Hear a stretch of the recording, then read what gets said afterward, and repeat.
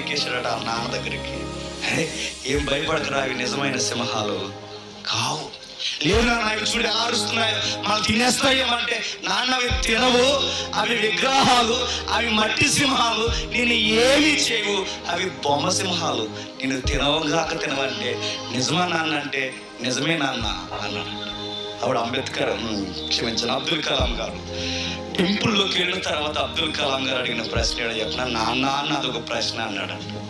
ఏమి నాన్న అని అడిగితే అన్న మాట ఏంటో తెలుసా, బయట ఉన్న సింహాలు నన్ను ఏమీ చేయవన్నది నువ్వు చెప్పింది నిజమైతే, లోనున్న ఈ దేవుడు ఏం చేస్తాడని నన్ను ఇక్కడికి తీసుకొచ్చావని అడిగాడట. మీకు అర్థమైతే దాన్ని